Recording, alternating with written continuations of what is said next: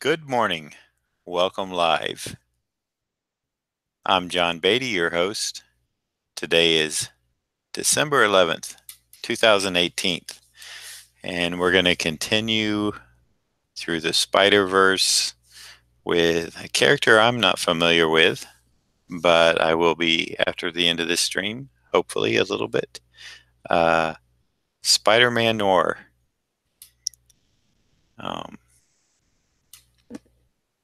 Kind of a black suit Spider-Man, but not the original black suit Spider-Man from Secret Wars that I had worked on. Thank you, Mike Ross. And good morning to you, sir. Glad you could join. So looking over reference, I see some people do a lot of black, do some grays. So I'm just going to see how this develops, seeing that this is my first time doing the character. I'm going to try to experiment a little bit, so we'll see what happens. So let me get a little busy on this, and I'll check the chat after I get a few warm-up lines thrown down.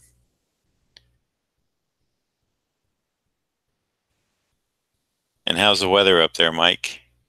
You freezing?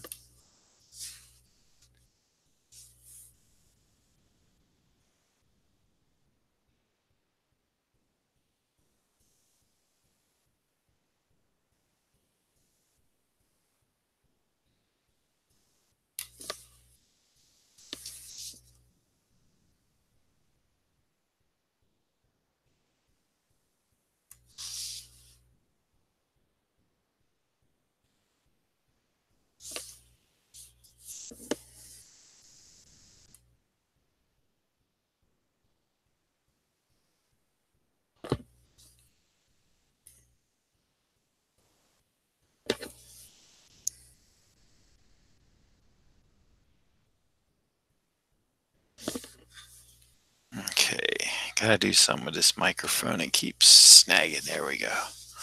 Just get it out of the way.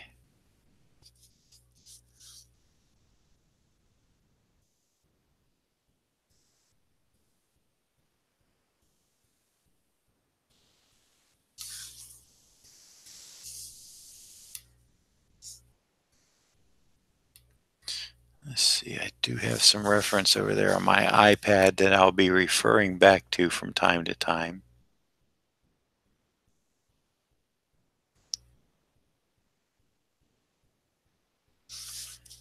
This character seems to kind of be in that Batman realm where I didn't see anything like extremely consistent on his look. Some people had him with like a hat. Some people had him with this skull cap on that I opted for. I thought if I did a hat, I don't know, it might look a little bit too much un-Spider-Man-ish. So thought I'd leave him with the skull cap look. Kind of dig it.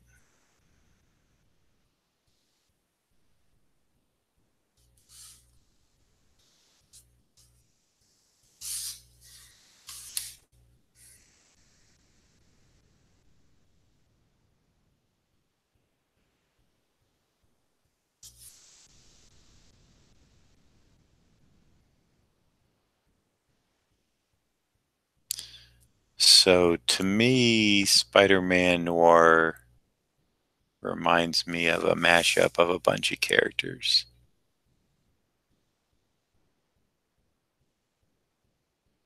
One, of course, being the Shadow. Another reason I left the hat off.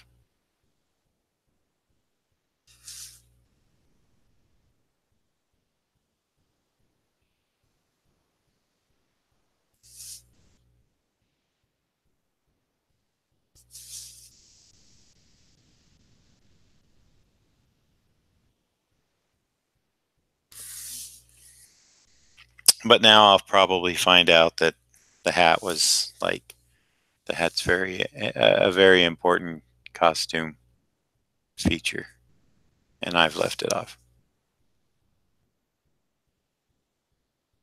But like I said, from the reference I saw, it's kind of all over the board, and a lot of different people have interpreted him kind of in their own style.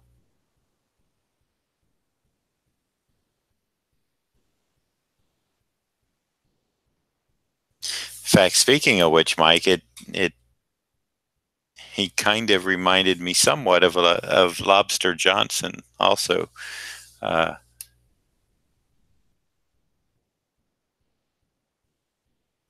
With the goggles and the black hood and the coat. And I wanted to ask, because I just found out, was that mail strike affecting your mail delivery? Because I did send you out your Lobster Johnson, and not sure how long that would take to normally get to you, but I just heard out of it, and I don't know if it's over, but I did hear about the, I guess, a postal strike going on in Canada.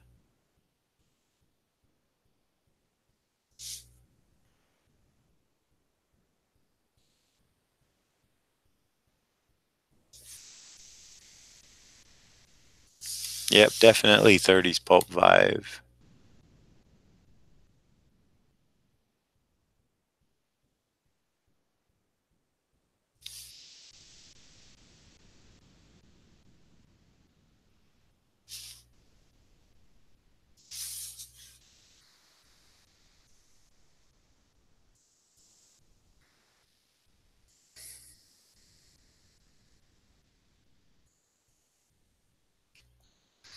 Okay, Mike. Well, it's on its way. I don't know where it's at. Hey, good morning, Tater. You you still getting the cold weather in Alabama there, I believe, right? We're still getting it here, but not as nasty as some folks in the Carolinas got.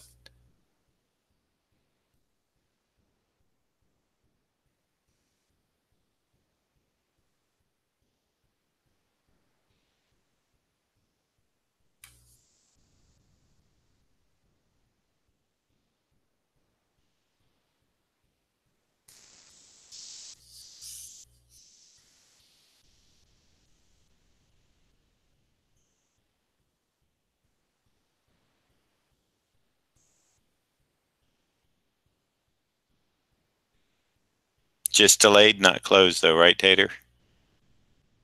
Good morning, C. Uh, Nice to have you in the room. Don't recognize the name, but no problem there. Glad to have you.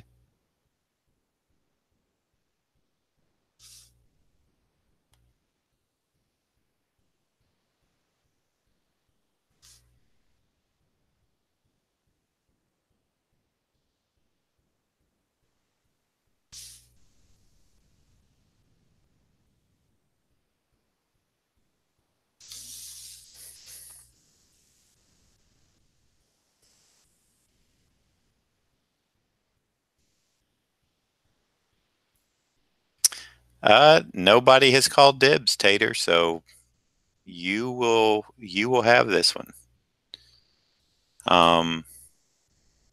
I don't believe I have your information.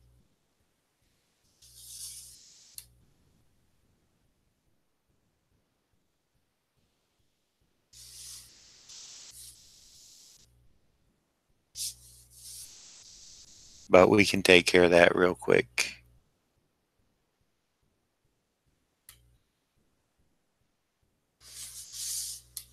Let me drop a link in the room here so that you can send me your email information. Oh, well, that's good to know. See, I appreciate you taking time to come in. Let's see, Tater. Let me get you my.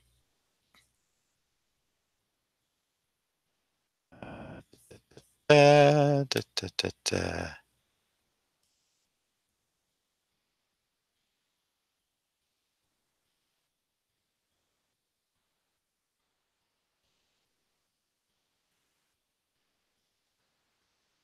Okay, that you can send me your email, your address, and stuff, and uh, you can send. You know what? There's a okay, and I'm sure you know from yesterday. These are $50. There is a PayPal in the bottom. If you look down below, there's like a little tip jar. So if you want to use that, you can go ahead and do it. Or if you just want to directly send it to me, uh, you can you can do that to john@johnbeattyart.com. All right, buddy. Thank you.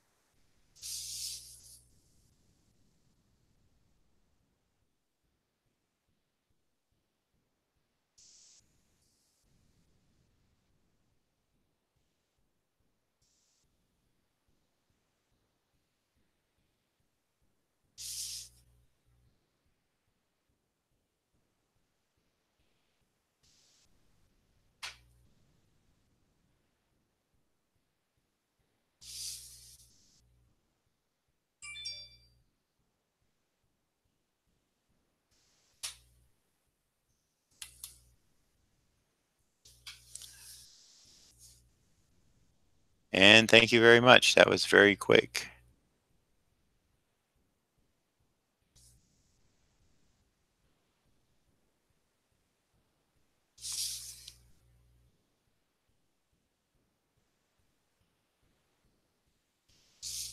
I'm going to assume that maybe when I was talking about this yesterday, you kind of had an idea that you would want to pick this one up.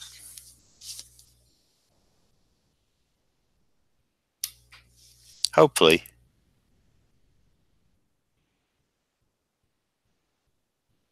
And what I've been doing is mailing them out. I'll have some to mail out today. What I like to try to do is keep the week sketches so that at Friday we can review all the ones that I did. So if that's cool with you, then it'll be mailed out next Monday or Tuesday. Sound good, Tater? Sound like, does that work for you okay?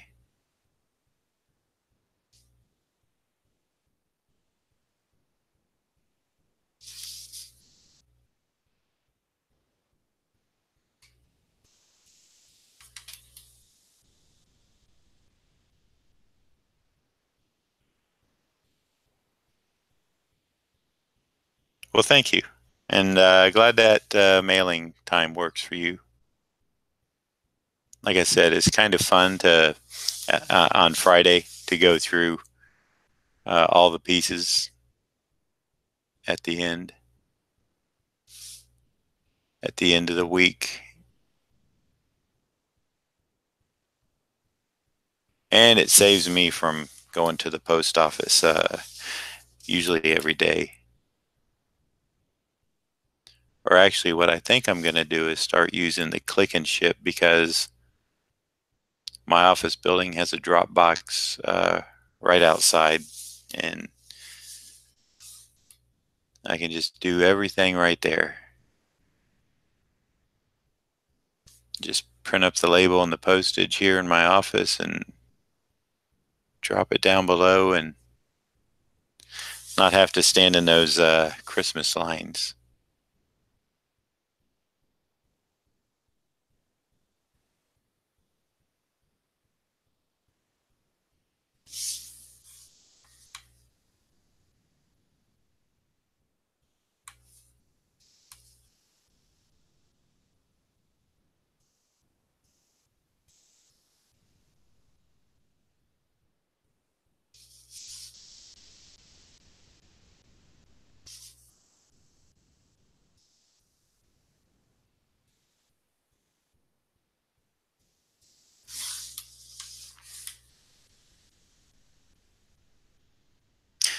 See, I do live videos every day that I can, Monday through Friday.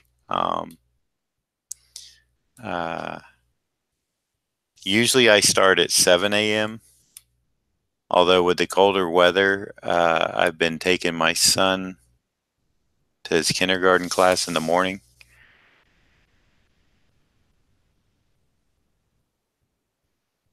So yeah, my normal schedule is 7 to about 9.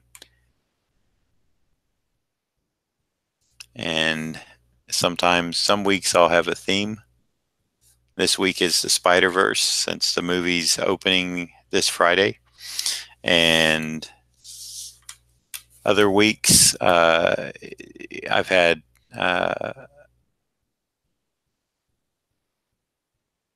there's a doctor. He wanted certain characters, and he bought the whole week.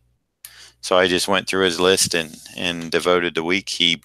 I'll just say he sponsored the week for everybody to, he got his drawings, and everyone else got to watch me draw them and ask questions about my process and stuff like that. So it's a good time.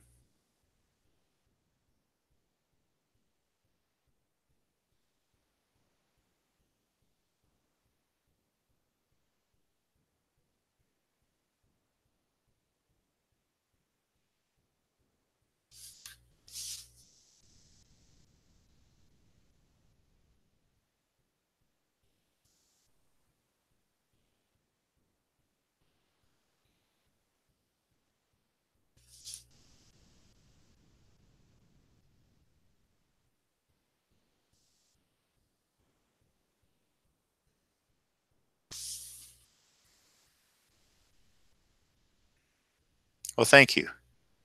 And do you just go by C, or do you have another name? I'm assuming that there's that word assume, but I will assume that since you're using C, there's a reason for that.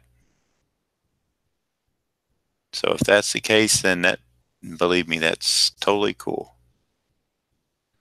If you like your anonymity, if if I pronounced that correctly,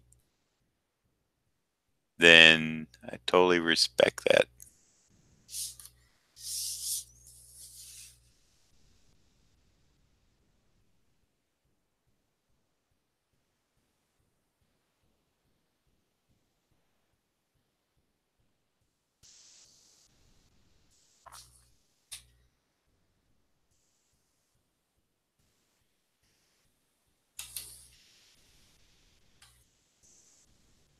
CI.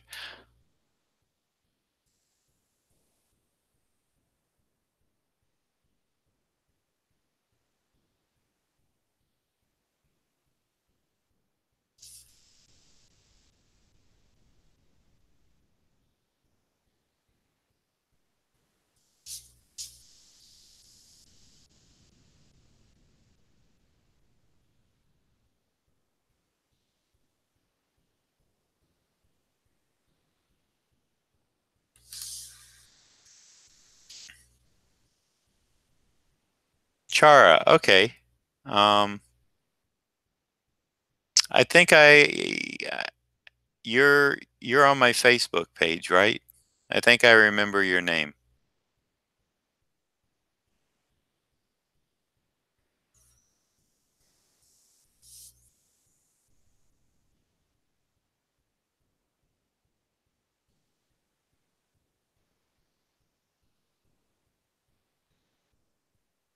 Yep. Okay.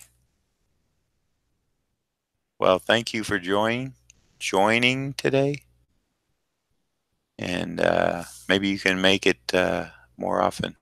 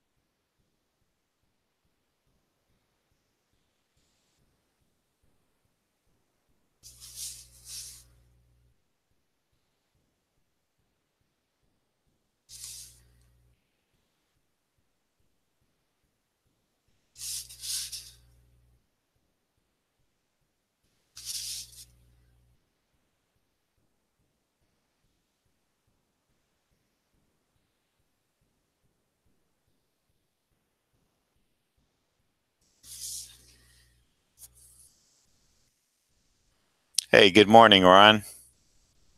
Were you in a dead zone or were you maybe taking care of a patient?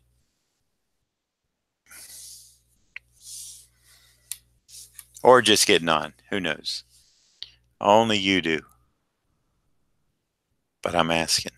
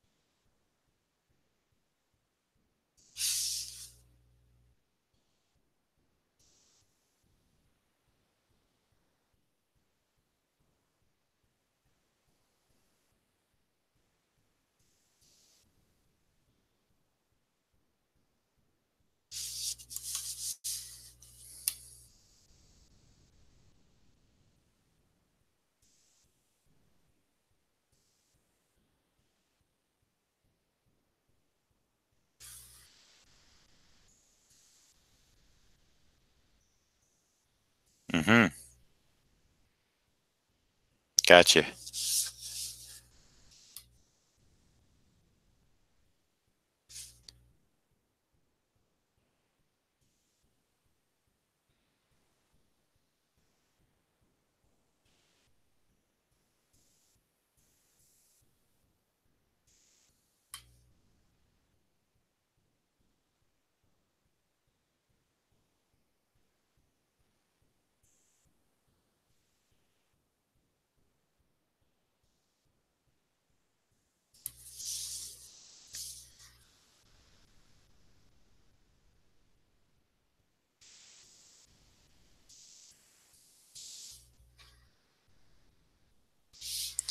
Let's see, I'm looking at my reference and I don't really like, although I'm going to leave it. He's got a really flat black collar. Over here, I like the highlight. Right here, I'm not sure if this thin one, this is going to be black. This is going to be black. This is going to catch light. I think I'm going to go ahead and make that solid. And then this will all get black in here too.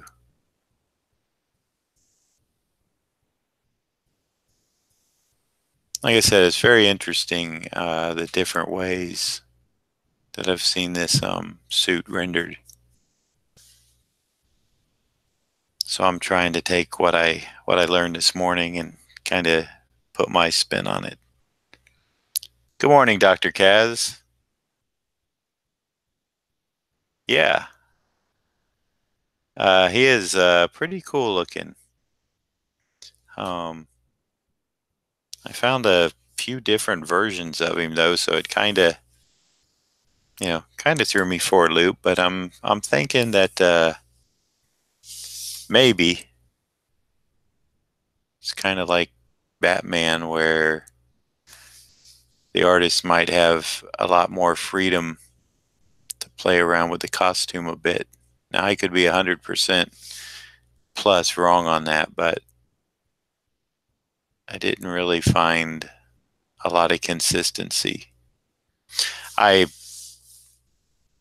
I did go with him without the brim, without the fedora hat, though, just because I kind of like the keeping with Spidey's web head look, the round mask.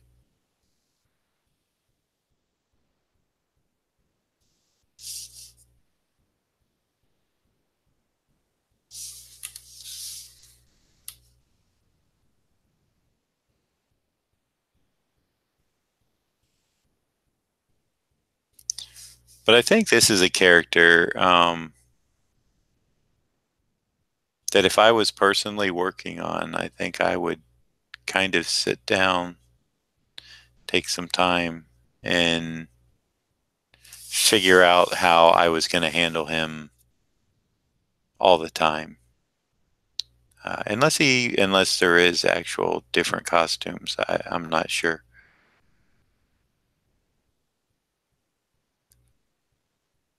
I know there's people out there telling me to turn in my nerd or my geek card since I don't know, but when I saw the trailer for the movie, I thought they were just trying to get away with doing a black Spider-Man costume without doing the symbiote uh, deal like they did in one of the Spider-Man movies already, where they gave him a black costume, but it wasn't, quote, quotation marks, the black costume. And I don't know how they handled that in Venom. I think they totally ignored it because they kind of have to right now.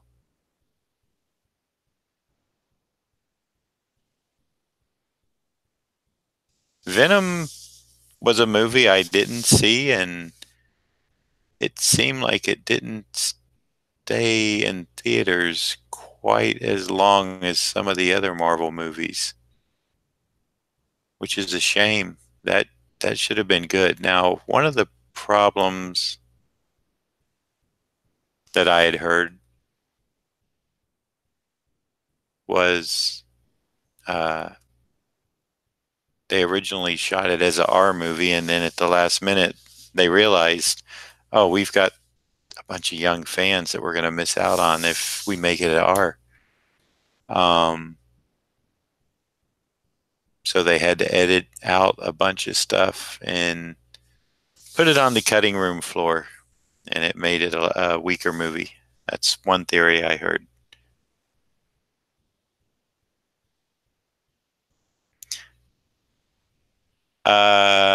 C or Chara. I hope I'm pronouncing that right. I occasionally do use whiteout on my inks, um, but I'm pretty steady-handed. I've been doing it for a long time, so I try not to. But usually when I use whiteout, it might be for a special effect or a touch-up or something. So hopefully that kind of gives you a decent answer to your question.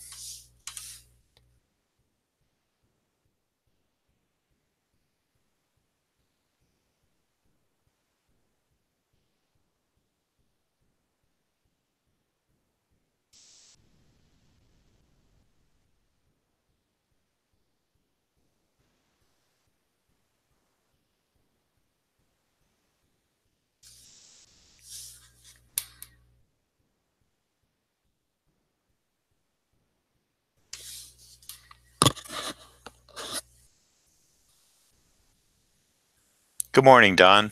How are you doing? No problem, Char. You're welcome. Questions are always welcome. They help the stream go, so to speak.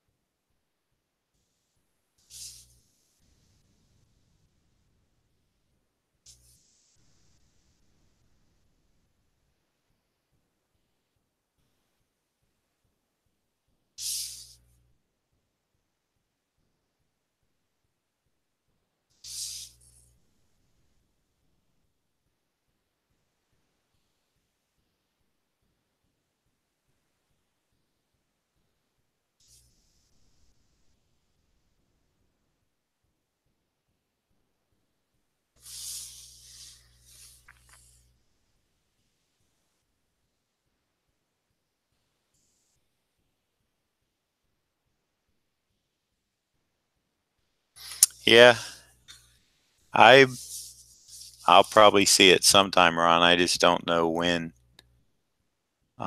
But man, it just seemed like, you know, it seemed like the hype before the movie wasn't even there. Like they almost knew they had a dud coming and wanted to kind of not draw more attention to it.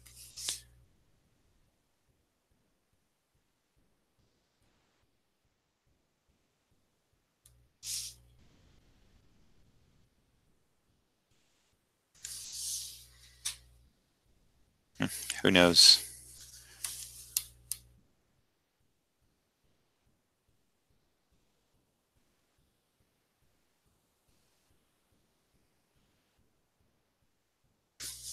Well, I'm sure someone knows, but I don't. So that rules me out. And I haven't seen it, so I can't really say like, well, yeah, I can see why it didn't resonate. But boy, you would think with the popularity of Venom, it would have been like the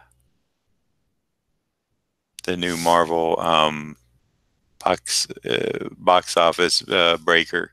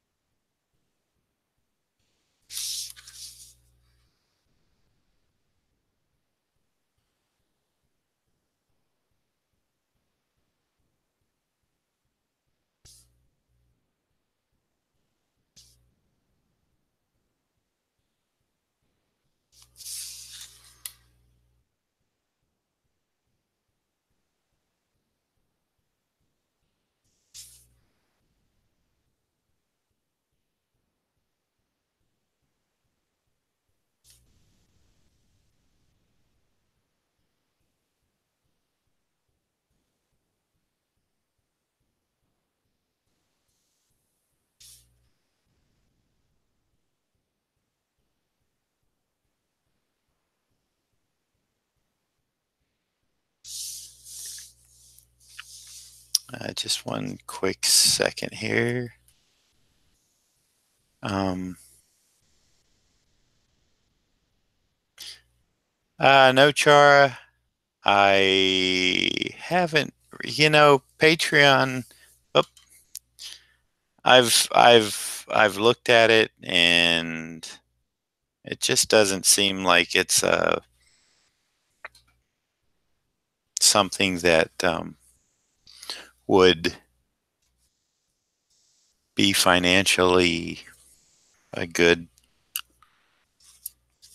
um, use of my time. So I'm probably not going to. Oh, wow. Uh,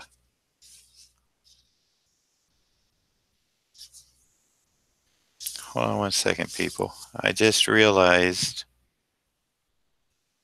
that because I got an email in, and I had misplaced this one. Kevin, if you're out there, I still have it. It was underneath some stuff. I thought I had sent that out, so I will still email you, but Sorry about that.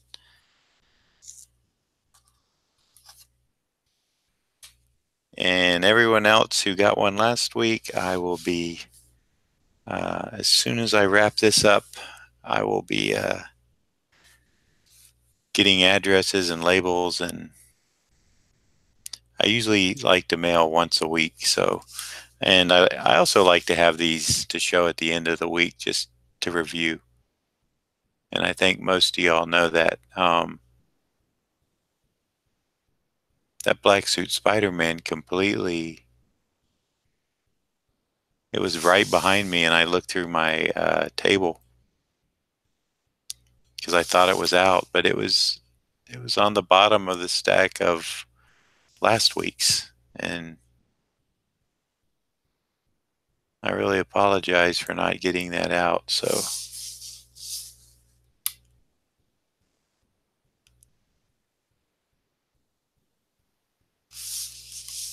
but normally I Monday, or I may wrap a Monday. I'm gonna try the just because, especially now this time of year, I'm gonna try the online click and ship because I have a box right in front of my office building. So I just literally have to go down after I create the labels and tape them on, and can pay postage right here. I got to make sure I have a good scale. I mean, a good battery in my scale so that I can get the weight. If not, then that means, yeah, I got to go to the post office downtown here, which I imagine about now is probably pretty busy. Not looking forward to that if I have to. But I think I bought a 9-volt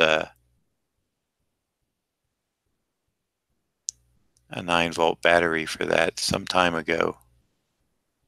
Hopefully it's still good. Tell you what, those little 9-volt batteries were, can't remember what I paid for it. I want to say about $12 or $15.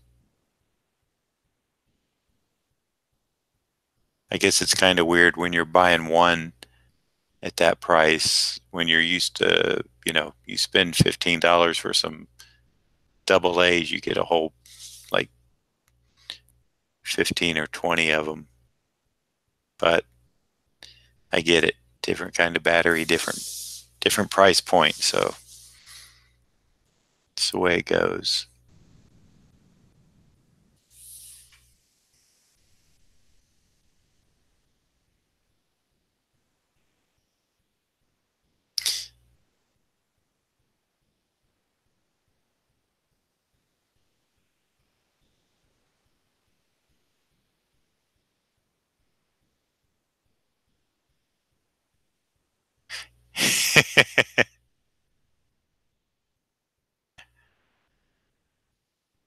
I like that, Ron. Let's see. Visible improvement. Yep, I noticed that too on the replay. Uh,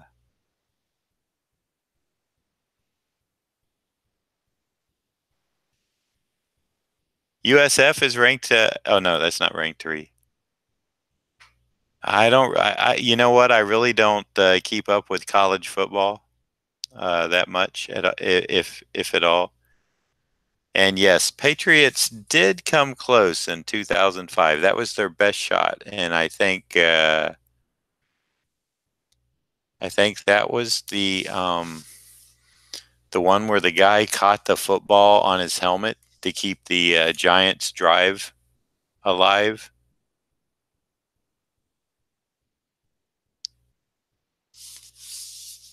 And go to win the Super Bowl. Thank you, Peyton Manning, or not Peyton, Eli Manning and the Giants.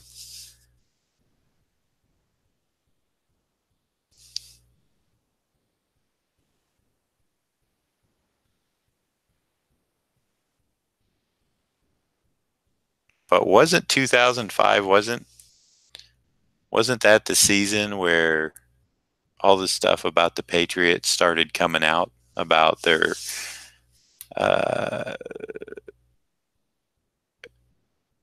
that wasn't with the balls though. But if they, you know, who's to say they weren't doing it before that? Like I said, if anybody ever beats it, if anybody else ever has a perfect season, it really needs an asterisk next to it, only for the fact that it's not the same, to me at least. I just don't think the game is played the same. It's too many advances, and I'm all for advances. But look at how many baseball players that were jacked up on steroids or whatever that broke batting records and stuff, and so now they all get that little asterisk. Olympic athletes that were juicing get stripped of medals. So I just think football, as a contact sport. I mean, I don't know enough about it, but I do know you see these guys playing rugby and, they're in there grinding it and getting beat up, and they don't have any gear on that I know of. Yet you touch a quarterback now, a light touch, you're in the air, you're jumping, and you can't take that jump back. And you try to roll your body or something, you touch him, and boy, 15 yards.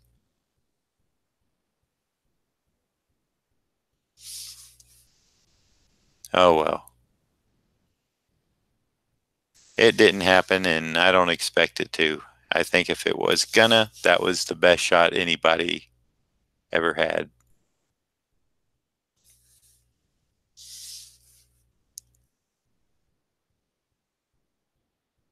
Yep, I expect a 500 season too.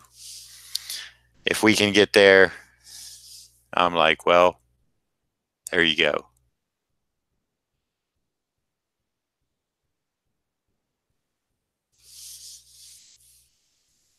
Deflategate, yeah, Spygate. That's right.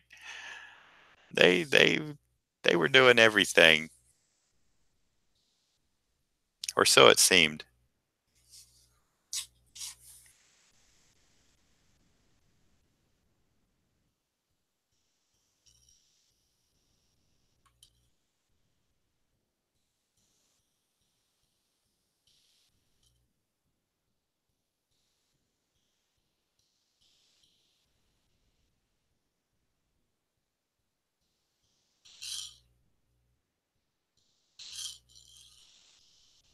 Now I believe in winning. Don't get me wrong.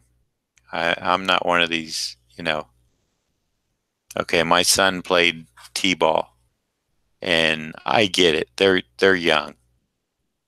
You know, they all got last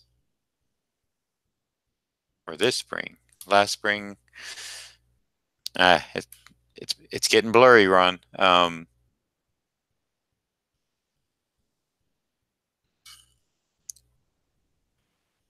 I think it was earlier this year when he played.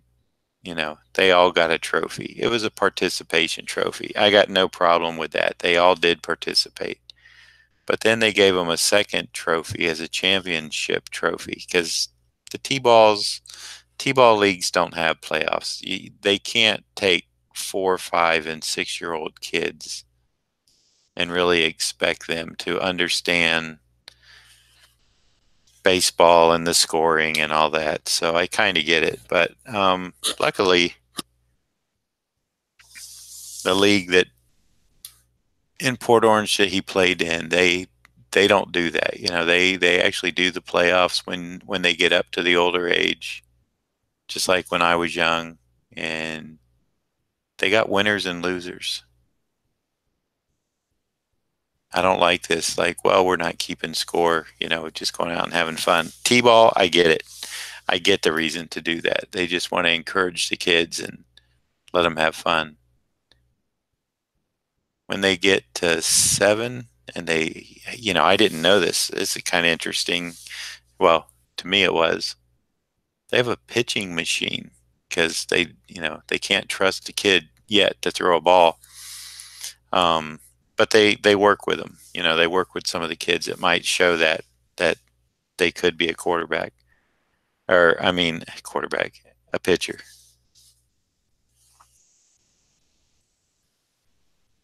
Zablo Gate. I like that. Jack, get Carter Gate.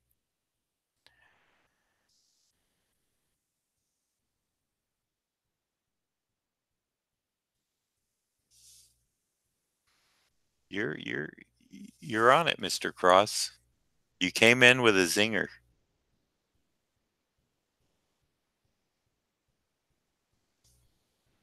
But anyway, I digress.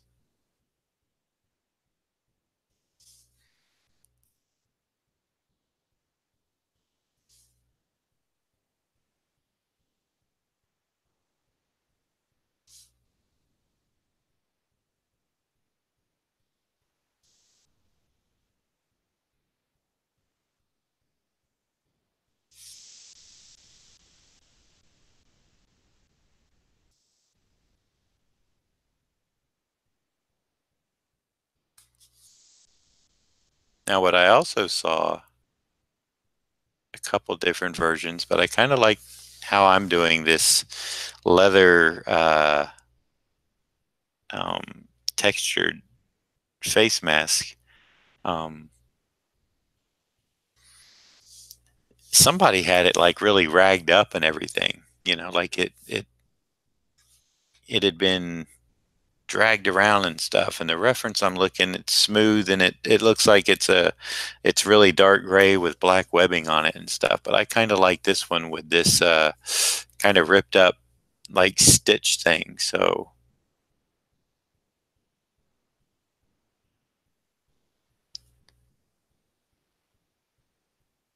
I'm kind of following it because for me it feels more like the leather gloves and the leather coat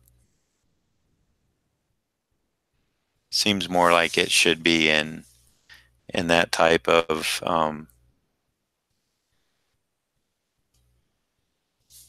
the rest of the artwork. It fits in with the feel and the look of the character a little better, at least to me.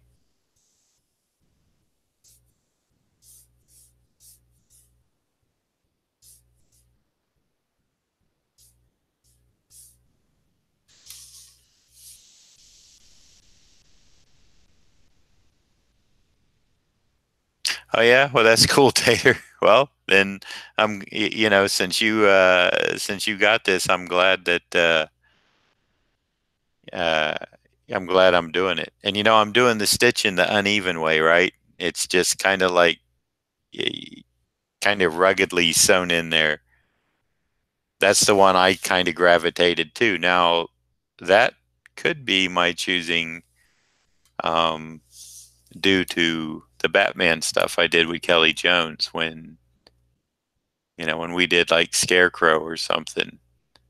The stitching was always uneven.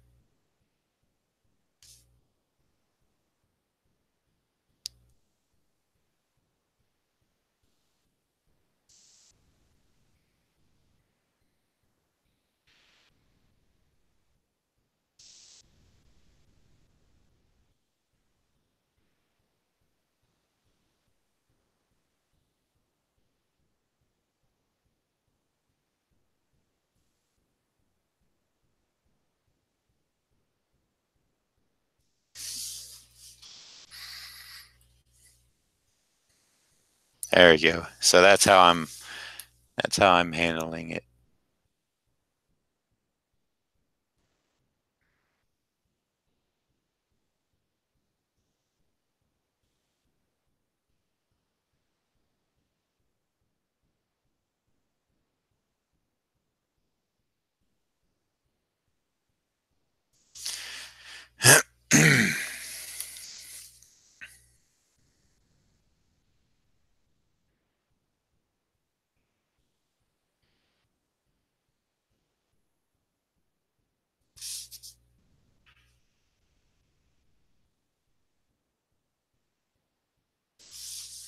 and you'll see shapes. This is going to be, I can put an X here. This is going to be black. This is all going to be black. I've got another part of his jacket going this way and a part swinging in. The reason I've left those open is I think I'm going to use a ink wash tone on those to throw them back in the perspective a little bit. And, you know, maybe that's the inside of the jacket where maybe the lining is a little bit, you know, it's not pure black, it's a dark gray. Hey, I'd like to say welcome to the 9 watchers that we have in the room. Thanks for turning out. I don't know if you all are subscribers or not. Excuse me. But if you're not, please consider subscribing to my YouTube channel. Just hit the subscribe. Little bells icon's gonna pop up. If you tap the bell with your mouse, that's gonna send you notifications on when I'm live or when I posted new content to the channel, so you can come check it out, or you'll at least know there's something going on. And the other things you can do is, if you like what you're seeing, give me a thumbs up, and down below leave a comment. Either well, you can't do it during a live stream, as we found out, but afterwards, if you have any questions that you maybe didn't ask during the live stream, or you're not catching this live, feel free to. Well, that's a New York number. I don't know.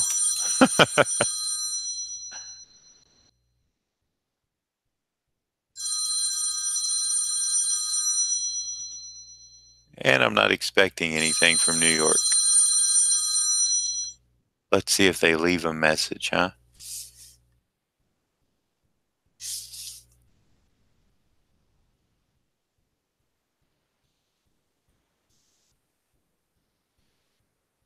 Of course, who knows if it's really from New York, right? I mean, now a phone number can be shown up on your phone from anywhere, including Russia.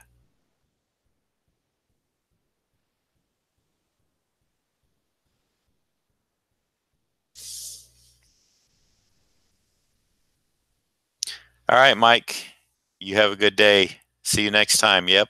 Take care, buddy.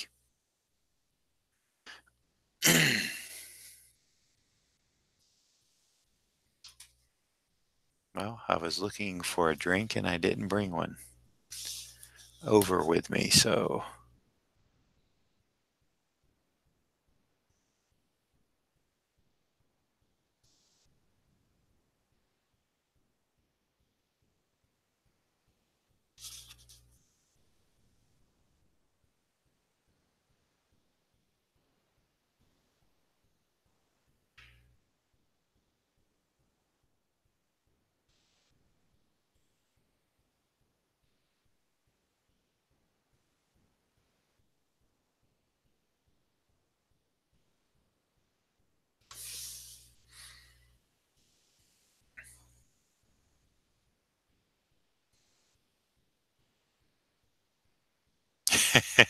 Is that true, see?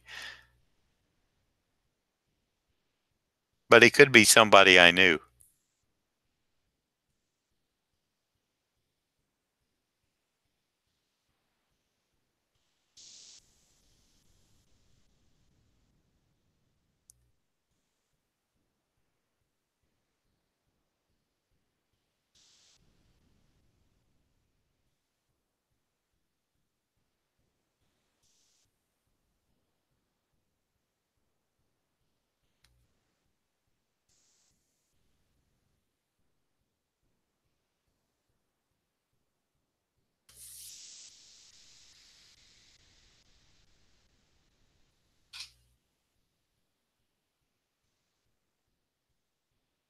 Oh, really? Okay. Well, that's kind of good. I just usually, once I answer and the recording starts, I just go into my phone and put that one on block collar. But I have noticed that, even doing that, I'll get similar numbers still repeat calling.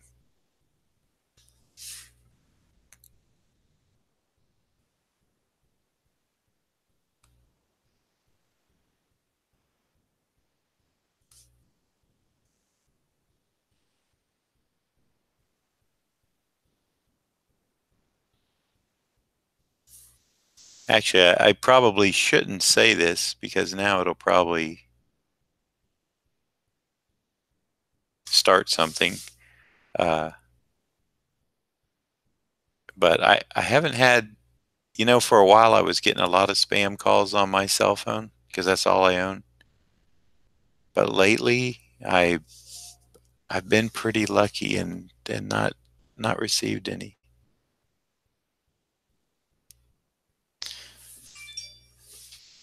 Wow, there is a message left. That's going to be interesting. And truthfully, since it came from New York, I'm going to have to take a quick, put you all on mute and let a little bit of this ink I'm putting down dry and give it a quick listen just in case it might be something important. So I hope you all don't mind.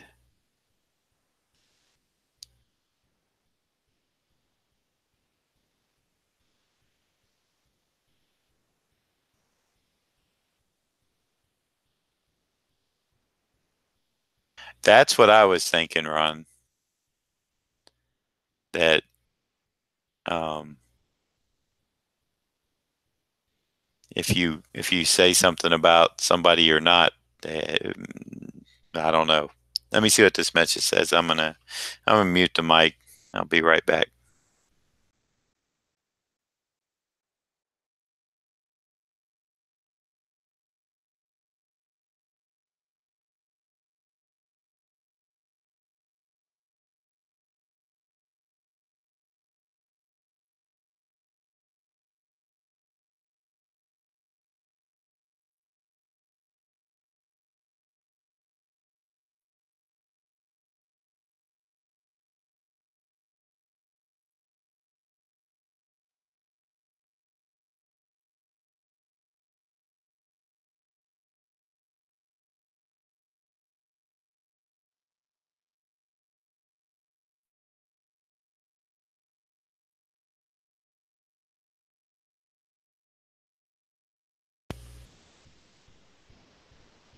Okay, well, it sounded like Chinese to me, and it didn't.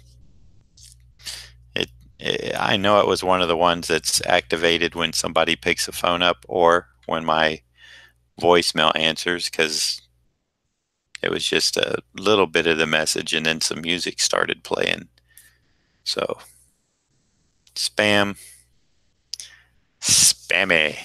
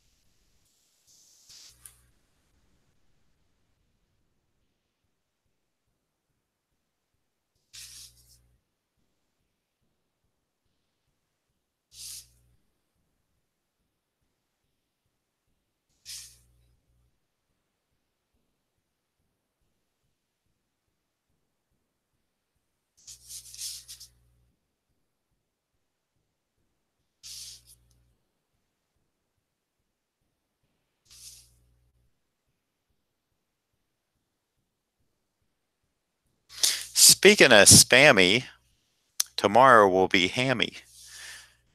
Down our spiderverse week, Spider Ham will be on the board tomorrow. So be sure to tune in for that.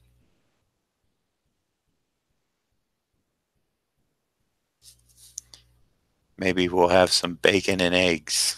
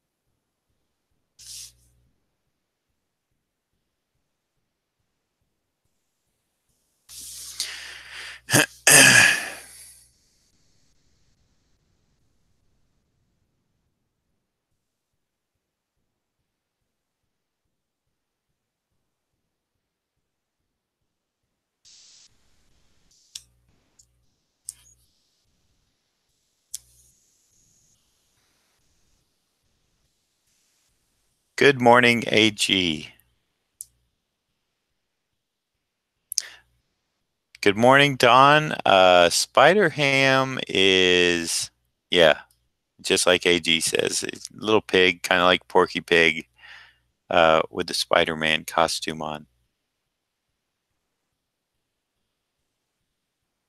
Yeah, actually, I think they have those Funko Pops. I think they came out with a Spider-Verse set.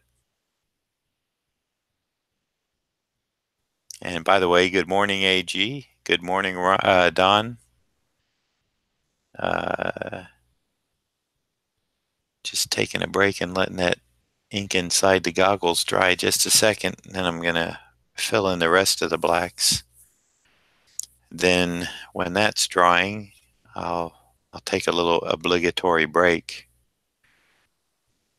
and we'll also grab a beverage that I'm looking for it, but it's not here, so I must have not poured. I think I finished one and didn't get one ready in time. I need an assistant.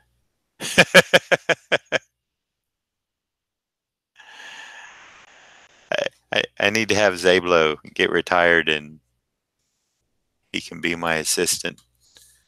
Yeah, like that's going to happen. I'll have to do a Stallone drawing every week.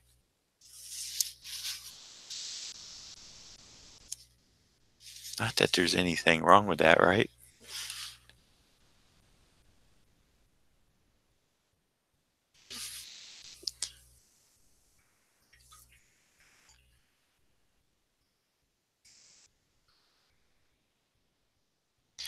Um, I don't know, Dr. Kaz. He seems like he's more like a pulpish character. Some versions, like the one in the movie, have him wearing a like a fedora or a big brim hat, kind of like the Shadow. I've seen him with guns. I just felt like I would keep the guns out of this. I don't know why. I just, um, but I think he's just more like a pulp character. He's in leather, has like it looks like kind of a bulletproof vest. It's got well beneath here. It's got like strapping and stuff. Wears a big trench coat, leather gloves. Maybe he's a tough guy. See, Meh. So I really don't know. I think somebody uh, like Tater uh, could probably tell you more about him. But I'm kind of dark. I'm kind of in the dark on him myself.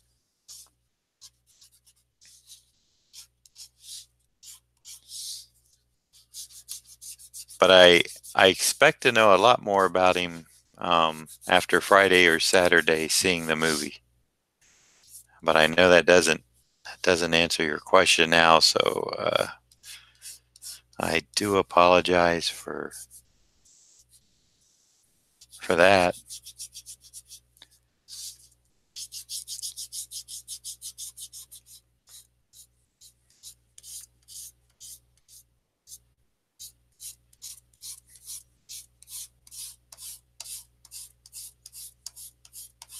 I think I'm really gonna like the movie though. I watched the trailer again, and I'm not sure who was responsible for working on the animation, but man, it's incredible. It is really well done, and the lighting and everything on it looks spectacular. So um, I don't know whoever did it. They're in the game. Pixar used to be the game, but I would say this studio is, they're right there every bit.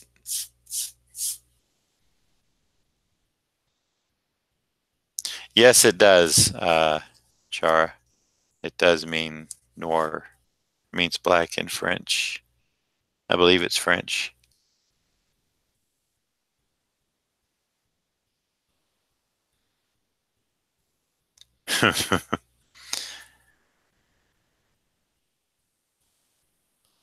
But I think it's based more off of the film noir type movies where everything was kind of dark and moody, and the way it was filmed and lit. It's also a type of writing. You can do pulp noir. So there's a lot of stuff I guess it could mean, and uh, I think we don't know as a whole.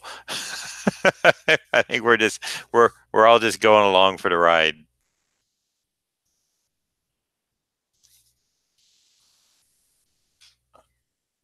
or at least that's the way I feel. So I'm uh, I'm kind of stuck with that, but that's okay. I'm good with that.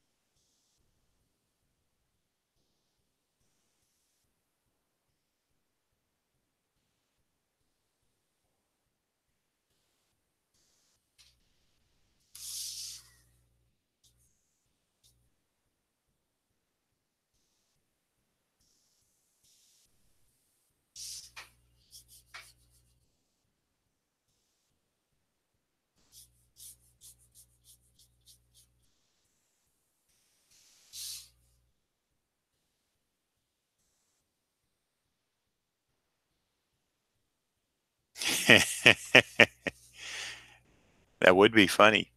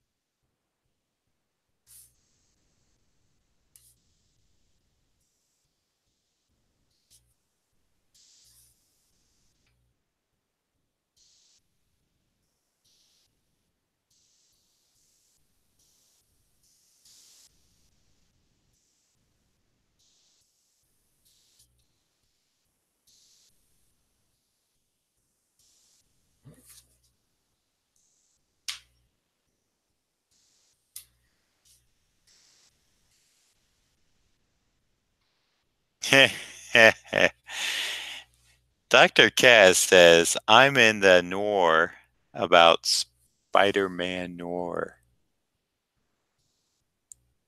That makes two of us, Dr. Kaz. Maybe more. Hey, I rhymed with Noir.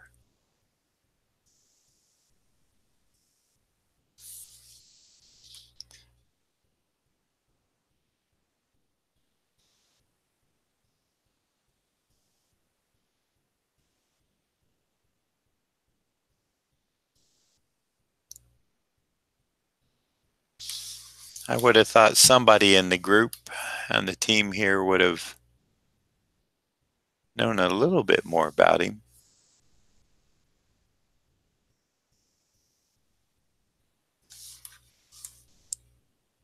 Maybe Marvel's been doing a really good job keeping him secret.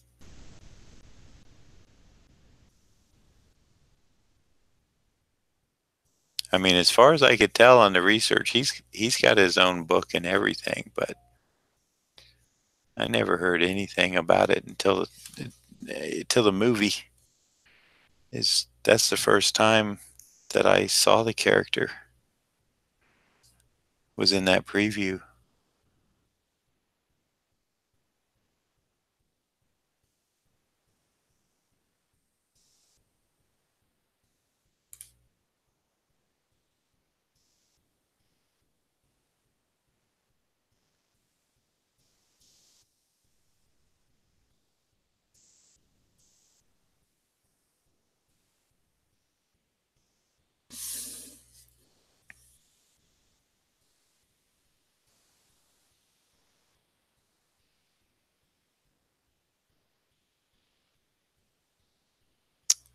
Let's see. Shar says he is a darker impersonation of Spider-Man, and I'm not sure something about during the Great Depression.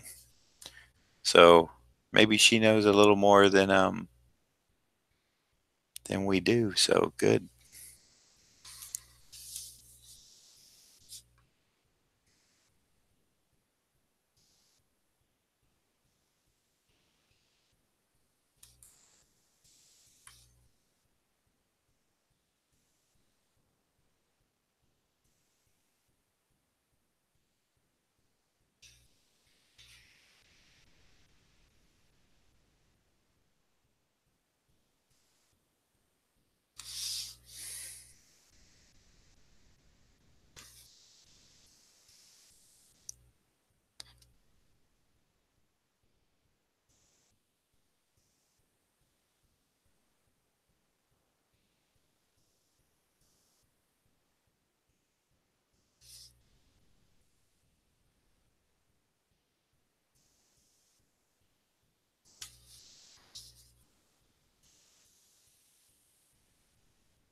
Really?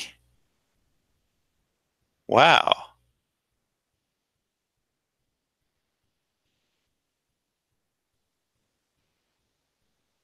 Yeah, Batman did have a black and white book. In fact, it was like a yearly thing. I think they started it once. It was successful, and they did it. I don't think they do it anymore. I don't know why. And it was called Batman Black and White. Um, Marvel tried to do a black and white book with various characters, and the only reason I know this is because I inked a Doctor Strange story, or most of it. I think I inked about 8 of the 12 pages or something like that over Michael Golden, a Doctor Strange story, and Marvel uh, called theirs. I think it was called. It was either called Dark and Light or Light and Shadows. Marvel Light and Shadows or Marvel Dark and Light, something like that.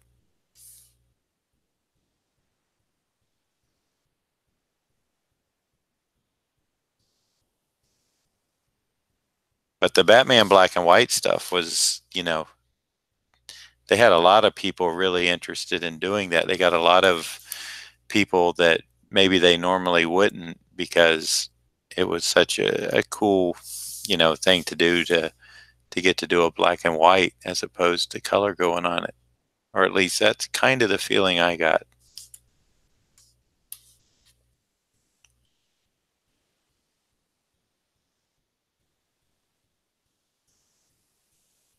Yeah, I did read that Nick Cage does his voice. Marvel's Shadows and Light. That's it. Yep. Okay. I knew I was somewhere in the ballpark. How many issues did that run? Do you remember that, AG? I know it. You know, people always say they want black and white, and then you give it to them, and it's like it doesn't seem to sell. Although I think Batman Black and White is a natural. Yeah, I mean, they even have the statues, the black and white statues, which I don't have any of. There's only a couple I would consider ever getting. One is the Mike Mignola statue, um, and Jay Lee has one out that's very beautiful. I think I'm missing one more, but I'm not a collector of statues or any much of anything, to tell the truth. Number one, I don't have the expendable cash for it. Number two, I don't really have a collector mentality, which is kind of a blessing, I suppose, because if I did, I would have all those Funko Pops that I see at conventions, because those are cool. Those are very, very cool, and they're very reasonably priced, I think.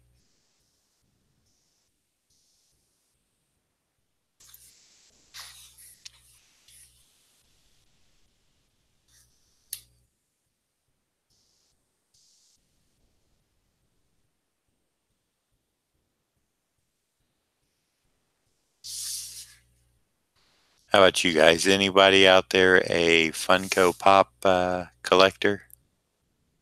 And if so, how many are you up to?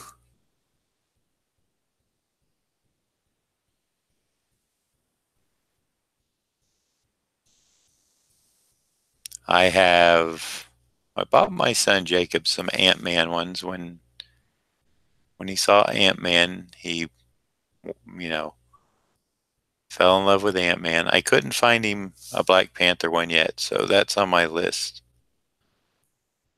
But I haven't been to a convention since he saw that movie, so, and the comic shops around here don't really carry them. And I don't really want to order one when I can just pick one up, hand pick it.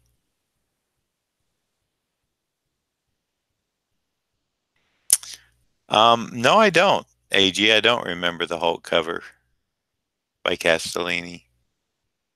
Only three. Wow. Yeah, That seems about right. I know it was short-lived. What about Batman Black and White? I think what they did with that was, I want to say it was a quarterly, so there were 4 issues in a year, and I really believe, I could be 100% wrong, but I really believe it was going to be like a one-time event, and it got very popular, and they collected it into a hardback and a softback book, and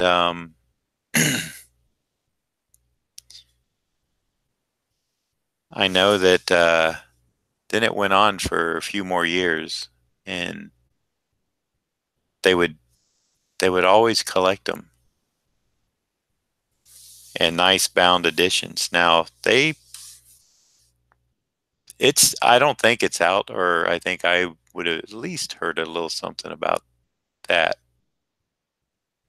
That would be something that would probably be on my radar still,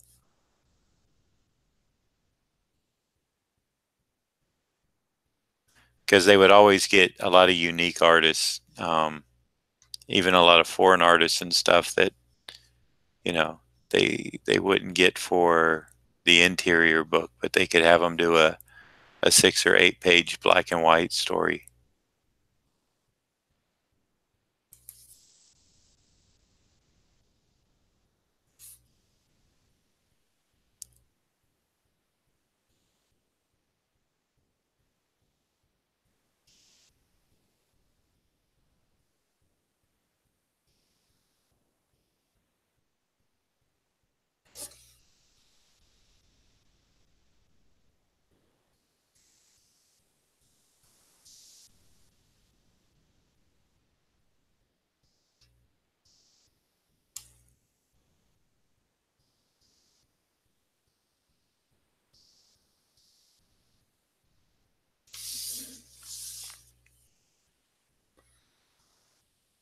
Four singles in '96. Wow, that long ago, huh?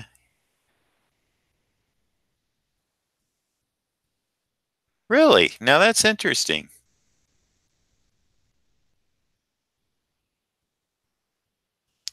Wow, I did not know that. I thought they kept the black and white going as four singles.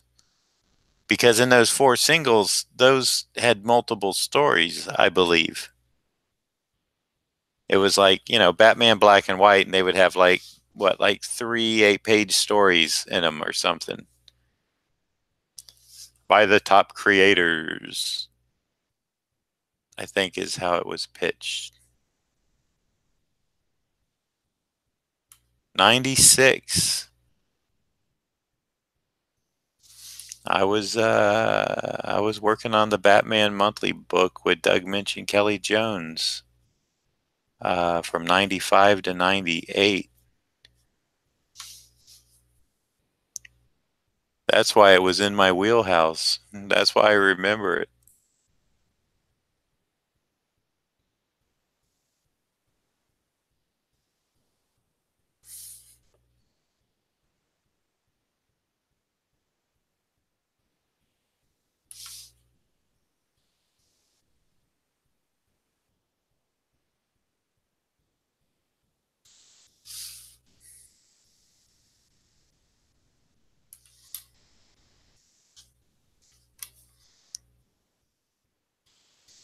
'96. Wow. I'd like to go back to '96.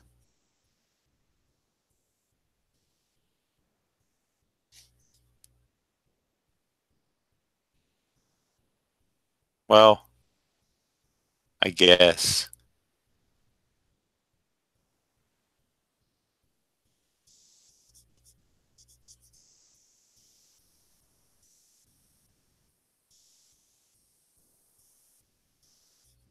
Maybe 1990.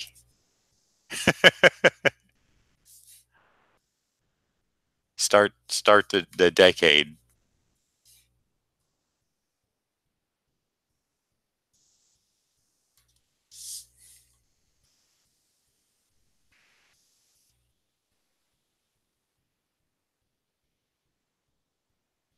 Amazing. I didn't know that.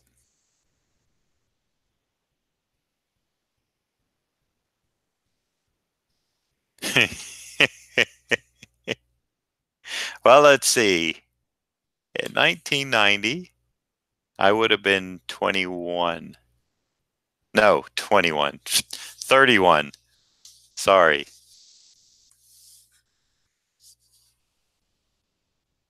So, yeah,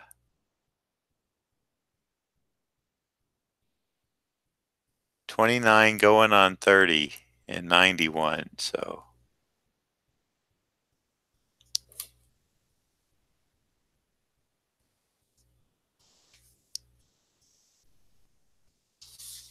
I kind of liked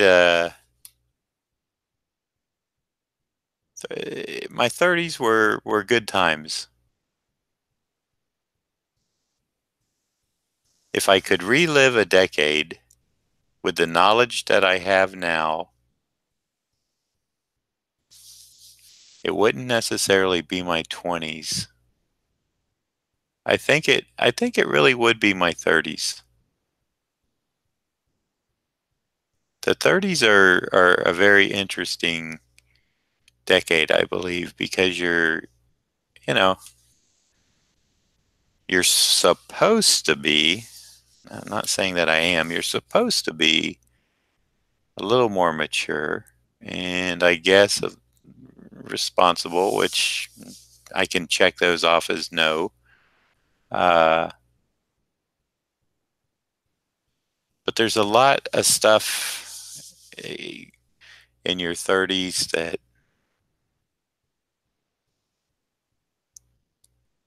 that I didn't take care of that I would have liked to have went back and had a chance to maybe correct some stuff. Maybe.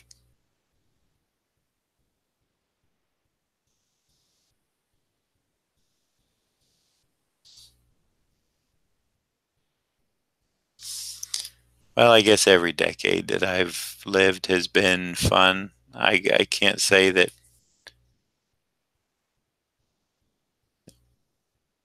they're all learning different things.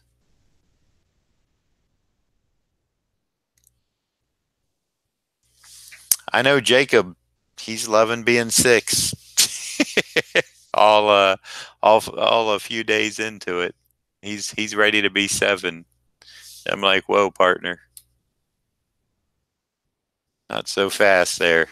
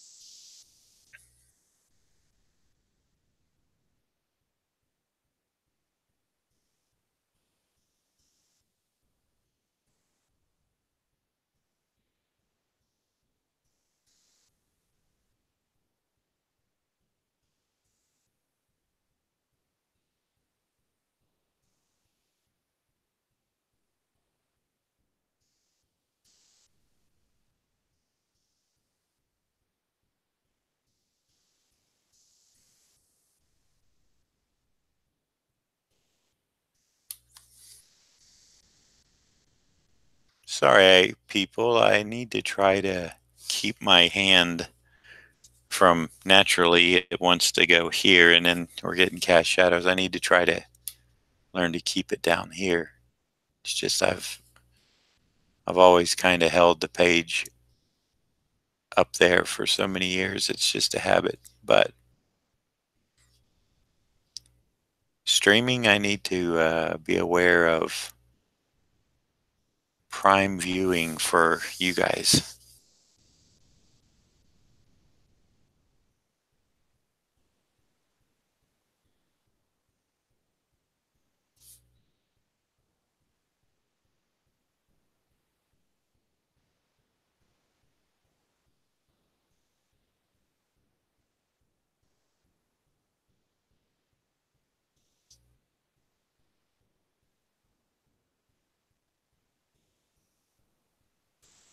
All right. Dun, da, da, da. Now,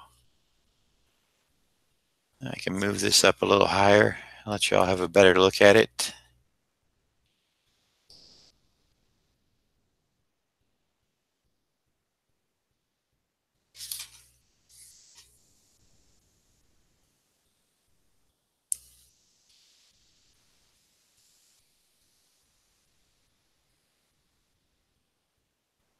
The Batman Black and White AG in 2013.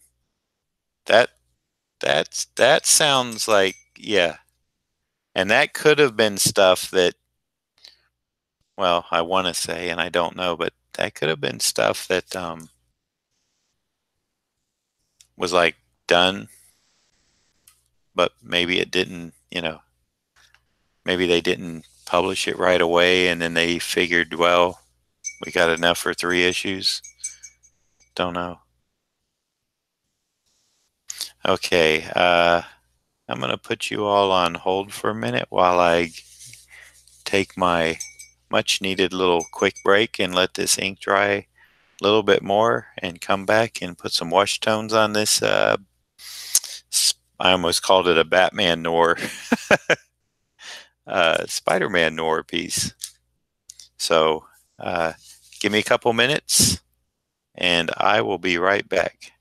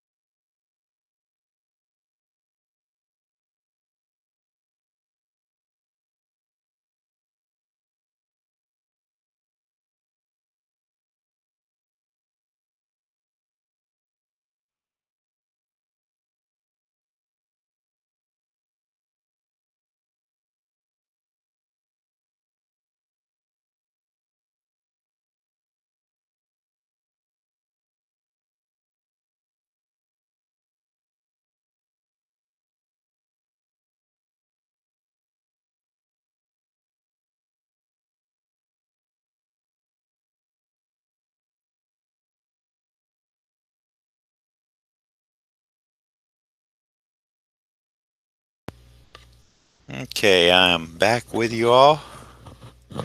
Let's see what's going on in the chat. AG continues, looks like issue 2 had a Steranko Batman cover. Had not seen that before. That's interesting.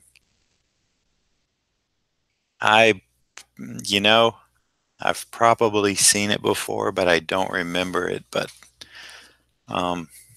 I'm on his Facebook group run by David Spurlock, so I'm sure somebody's posted it up.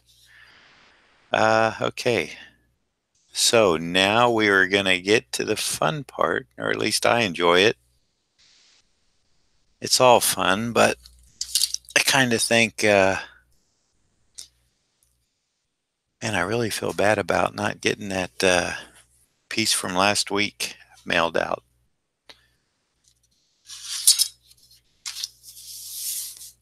But we'll remedy that today when I get everybody's going out.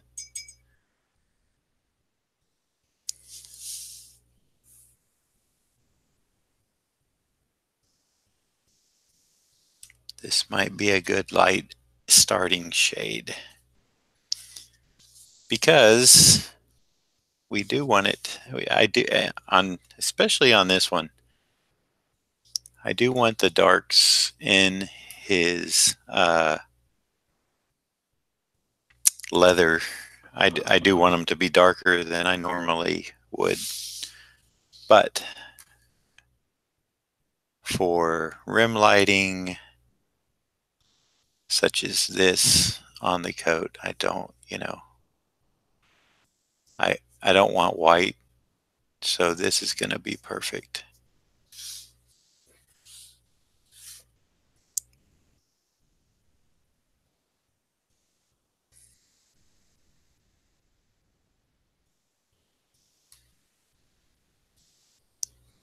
And that's going to include the top of his mask.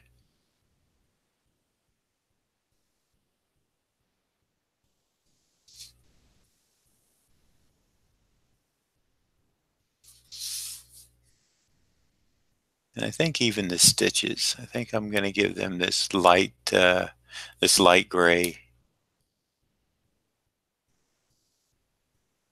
just so that the white behind him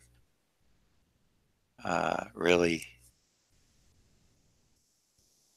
stands out, really pushes the forward figure, or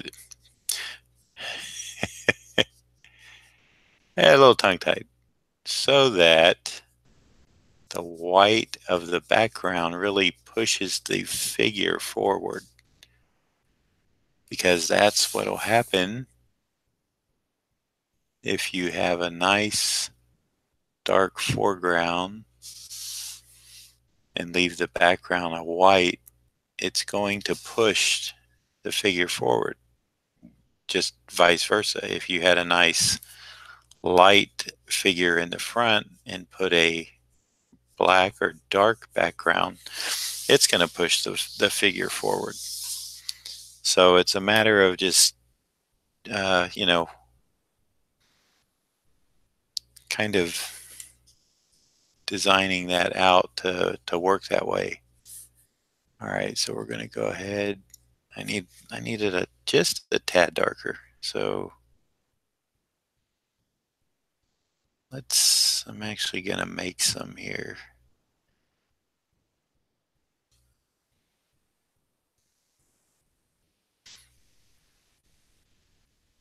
That's a bit too dark.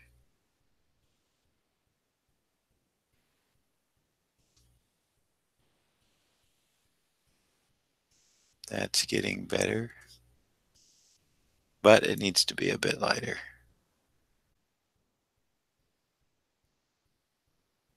Just a bit. Trying to match this tone here, and that looks like it's going to do it.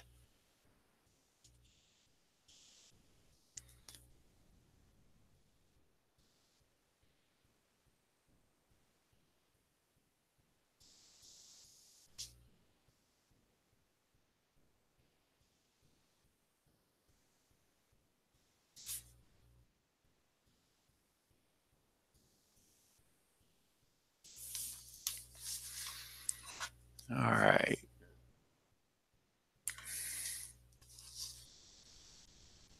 So also we're going to use this on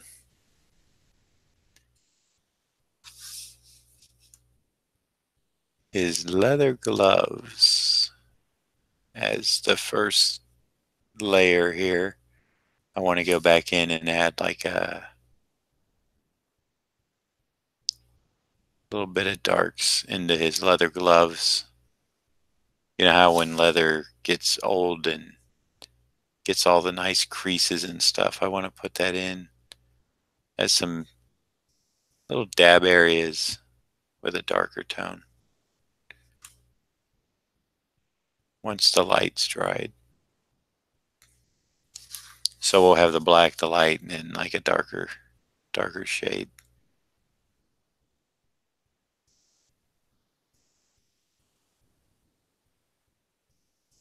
It almost happens when you go back over a wash.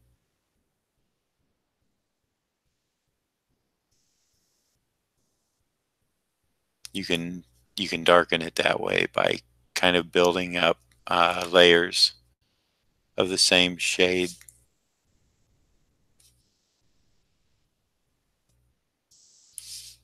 Oh,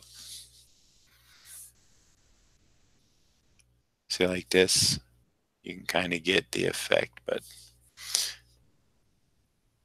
I'd rather do it with a definite darker tone when this is dry, so that it's a little more noticeable that I actually took out a separate value of gray and made it.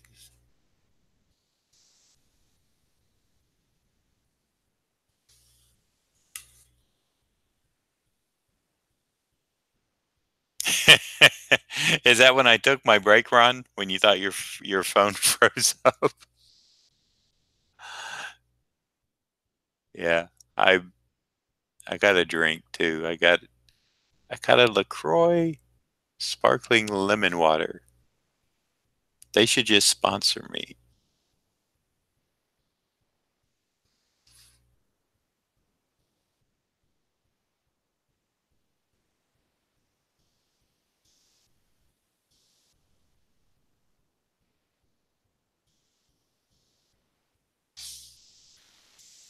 There we go. Okay, so let's see. Look back at the reference, and actually, this little outer part can be a little lighter, and it might get darker.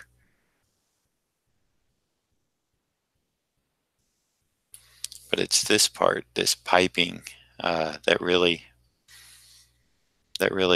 gets the darker shade.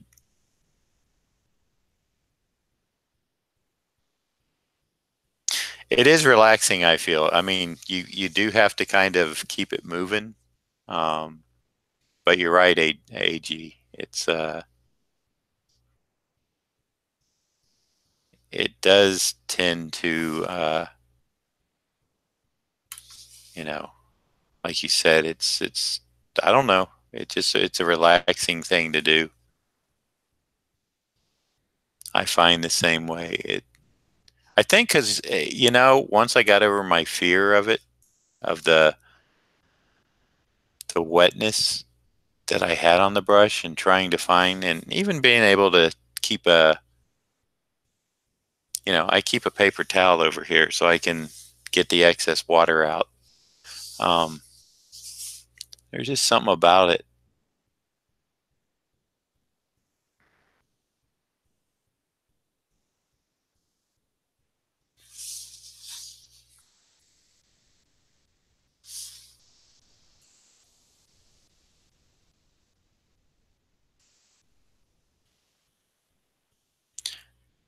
All right, Chara, please call me John.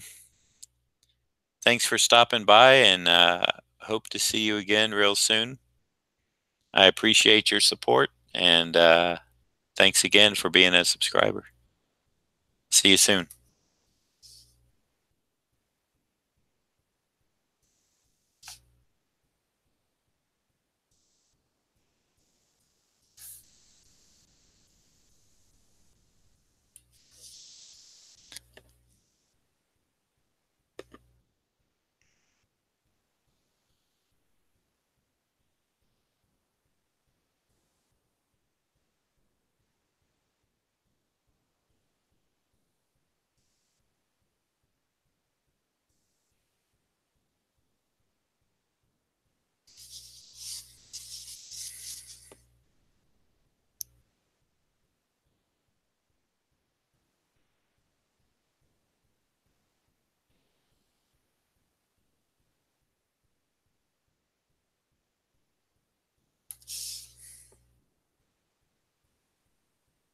Well, I thought for sure we would see Big Easy back in here today due to the snow that he put on Twitter. Wow. And I think they were supposed to get more last night. Now, having said that, maybe he is home, but maybe he's without power due to the snow.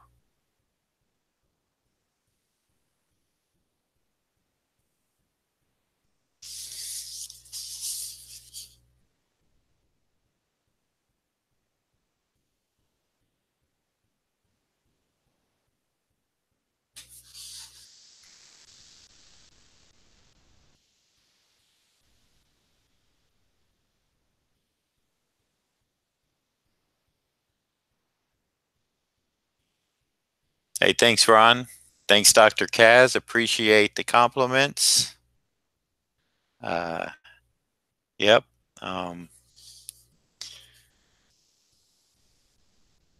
Trying to learn as I go on each piece myself. I'll tell you what's been a big help to me is studying. Number one, just looking at like Leindecker's stuff. I haven't even really incorporated any of that into this yet, but I've been watching, and I'll give them a plug because I really believe in it. Schoolism, Bobby Chu, excuse me. Um, these are classes that are very expensive if you take them with the instructor and you do the assignments and they critique them and that type of thing. But you can also go on to Schoolism, SCHOOLISM,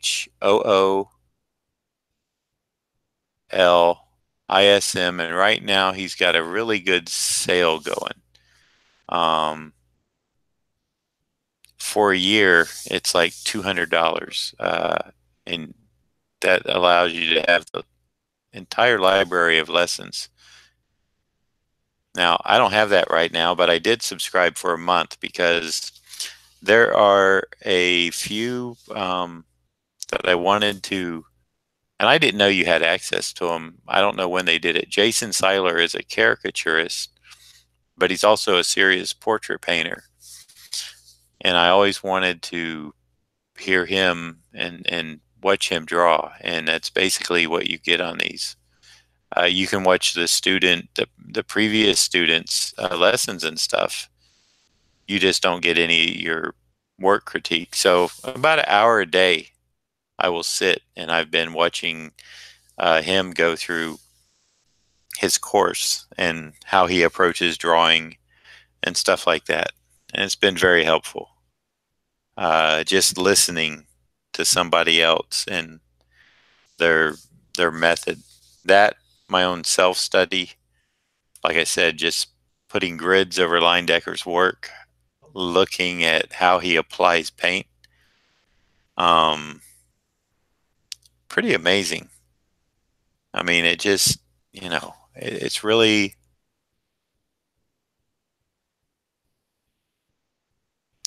this is, part of my joking about going back to the 90s, which not really joking, but just saying is, like I said, no real regrets. The one regret I guess I have is when I started doing professional inking, I didn't keep up with my drawing. My drawing. I was always inking over somebody else's drawing. And I have come to find out as I look at these other people, their drawing and stuff, that um,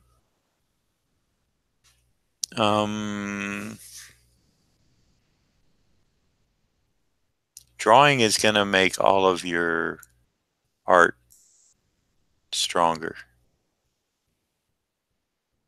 And I kind of regret not setting aside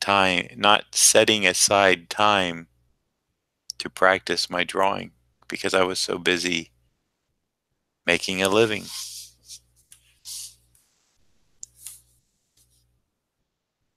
And I see the weaknesses in my own drawing now, and I'm really working hard on improving uh, a lot of it. So hopefully you all will notice over the coming weeks and months and next year,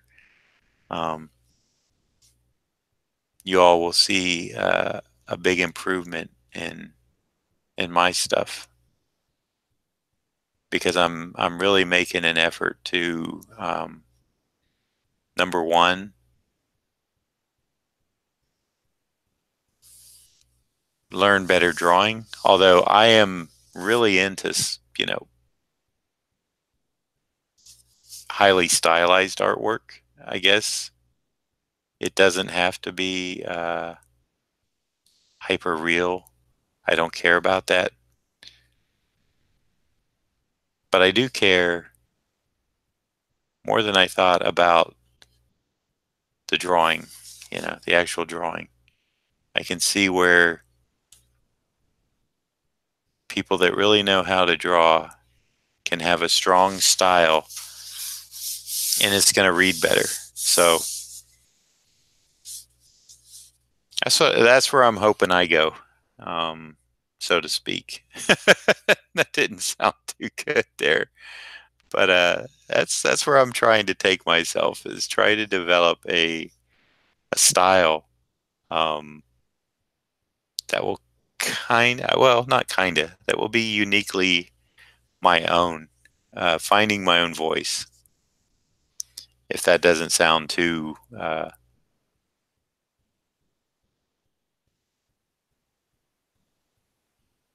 odd, which I don't think it should. I think you guys get it. You understand what I'm saying.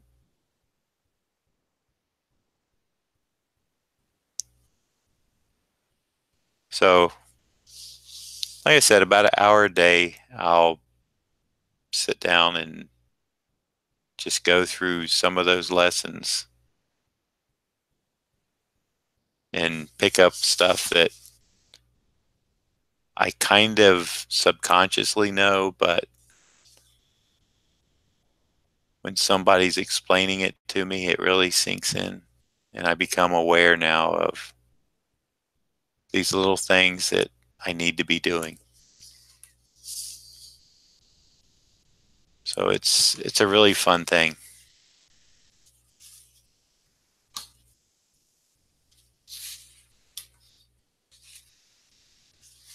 Now, do I like that texture in there? I kind of do. Gotta admit, I'm digging that. Gotta see if I can match it on the other eye.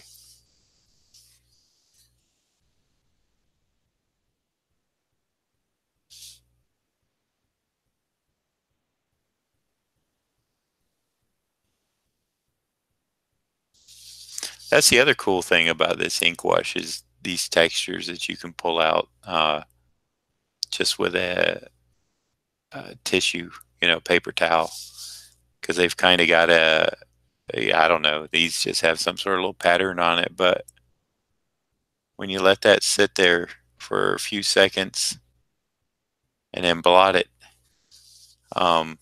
you get this real nice effect.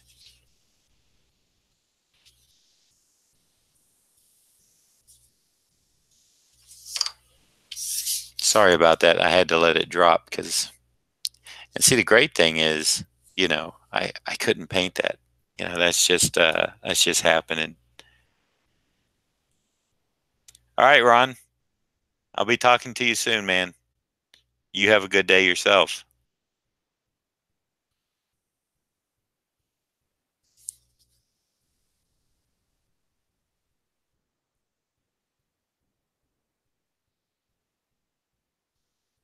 Need a little bit of dark.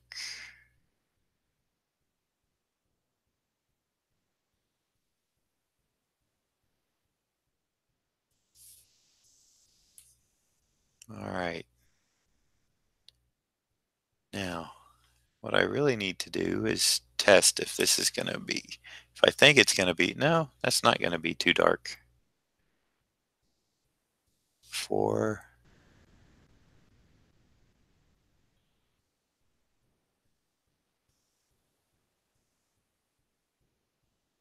the rest of his leather,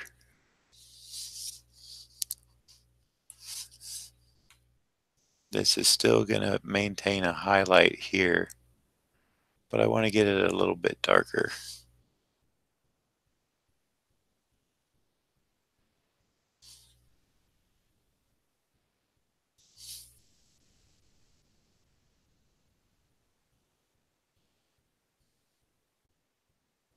All right.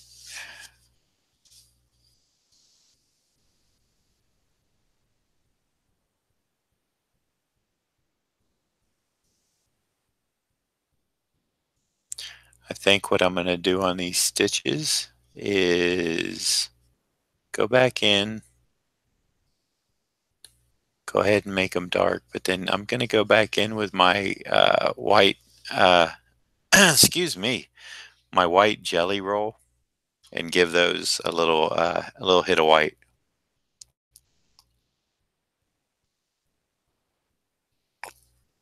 And I think once you see it, you'll like the technique. Yeah, it is AG. It's really, you know, like I said, it's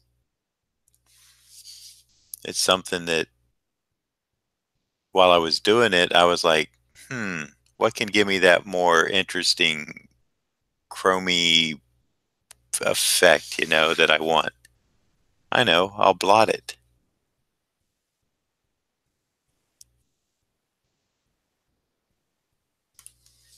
So it comes up with something that I could, you know, I wouldn't be able to paint that, but it gives all these nice little tonal qualities in here.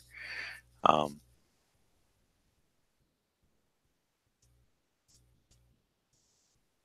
that just kind of, you know, work well.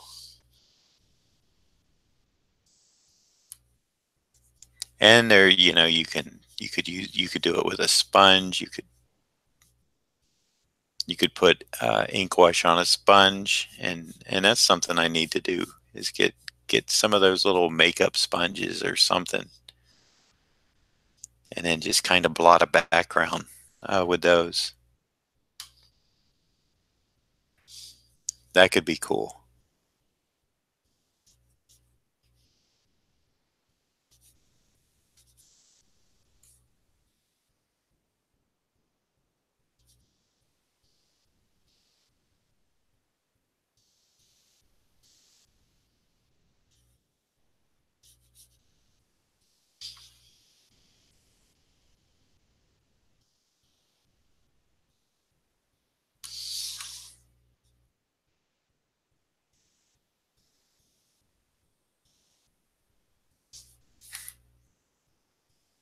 And I think I'm going to go ahead and, like I said, go ahead and make this a little darker. Well, as dark as the rest of it.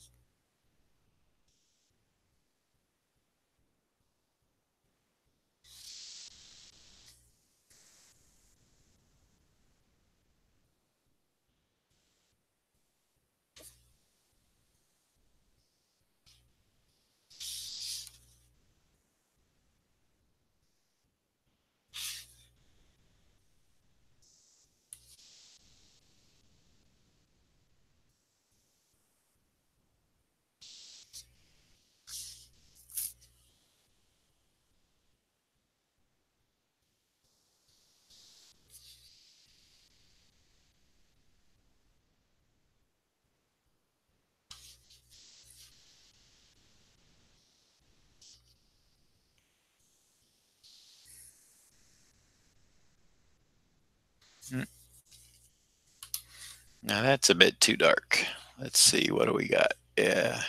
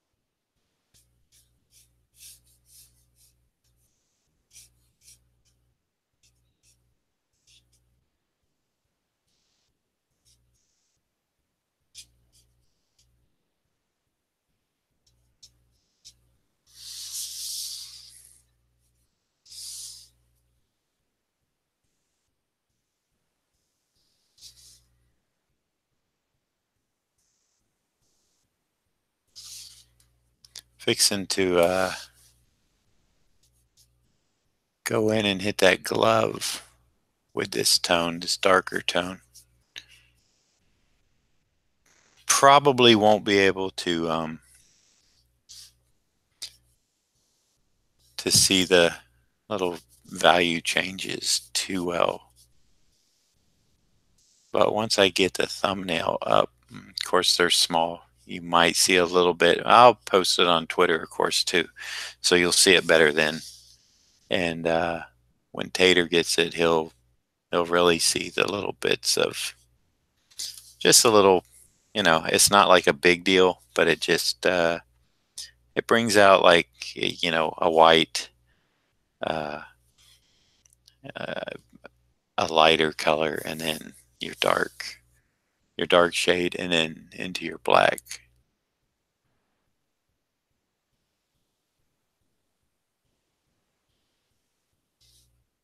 Try to give it, just play around with it a little bit, and make it look like it's worn leather.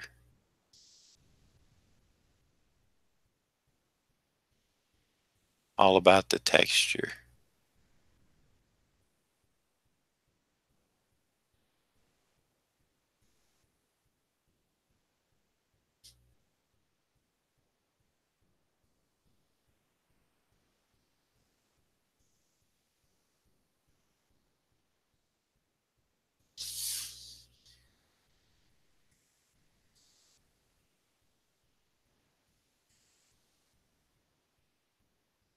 Oh, hey, Tater, you're back. Sorry, I just saw it. Well, glad you are liking it. You jumped on this one really quick, and I do appreciate that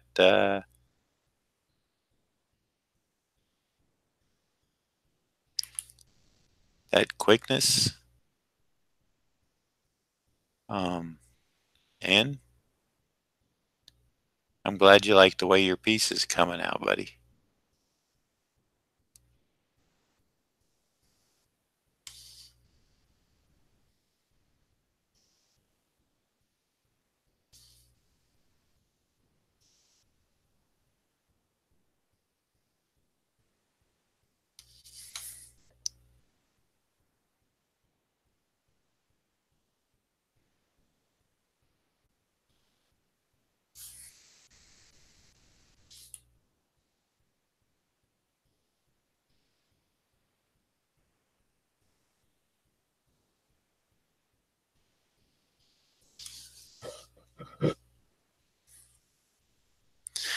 Tater, if you're still there, um, Mike Zeck and I, uh, was it one? I know I did 2 shows in Alabama last year, small shows. One was a 2-day show that was fairly big, actually, for a 2-day show in Alabama. I thought it was a good size. And then I did one for Chris Tarantino. Uh, I forget exactly where it was. Oh, I know where they were at, and I don't know if you're. My mother's family is from Jasper, Alabama, but anyway, one was in Montgomery and the other was in Huntsville. So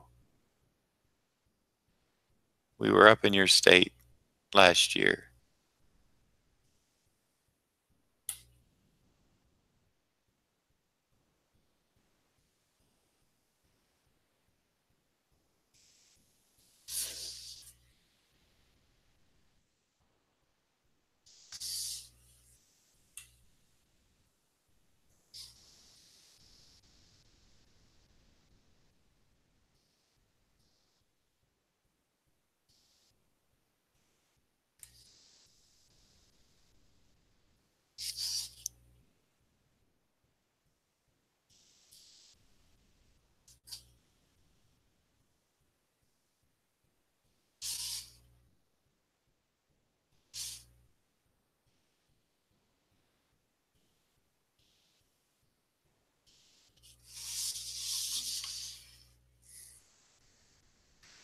All right, so the backs of the jacket and a little white out on the stitches, and we will be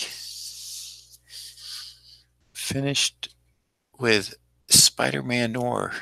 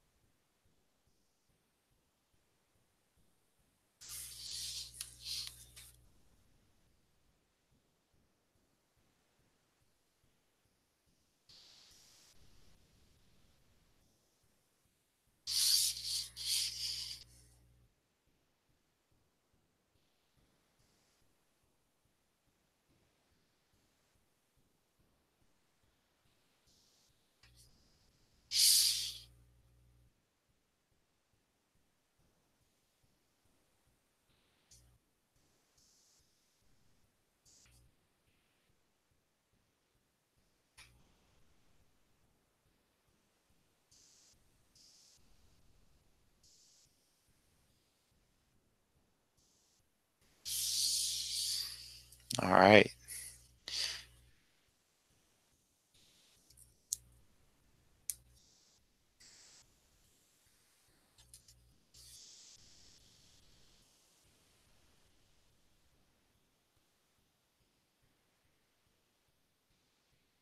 Oh, okay.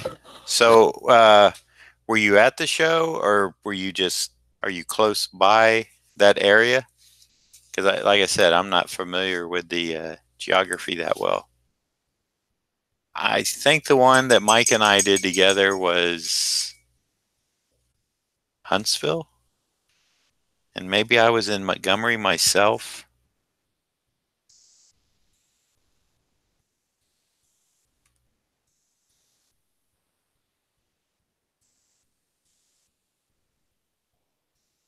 Oh, wait a minute. I need to read up. Yep. Oh, okay. So you were at the Huntsville show. Yep. Good show. Thanks, AG. Yep. That's the idea with the glove, to kind of give it that wrinkly, leathery look. About an hour from Huntsville. Okay. You were comic shopping? Yeah.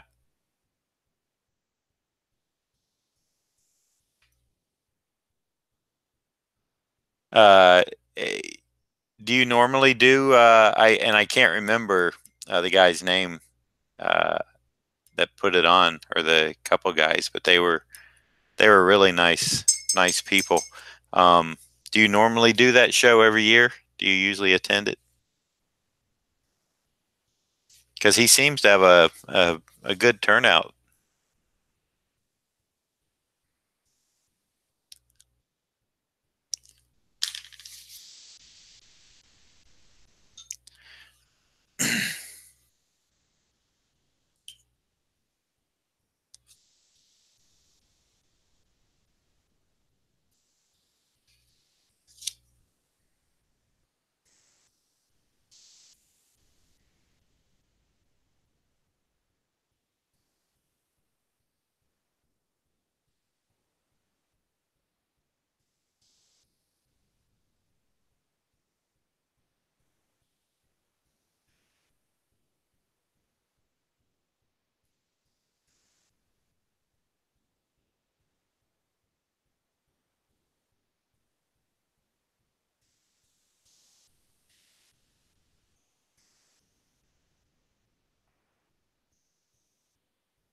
Yep.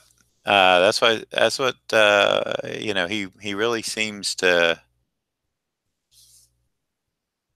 have it together, and he had a good turnout too for a smaller 2 day show. Um, Real good turnout, real good crowd.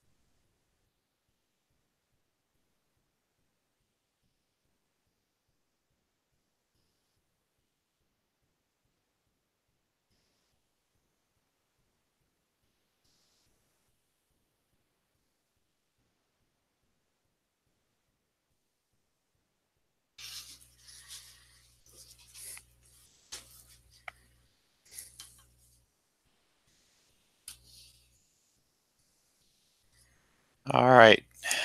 So let's see. Let me get it in the. Let me straighten this board up a little bit here.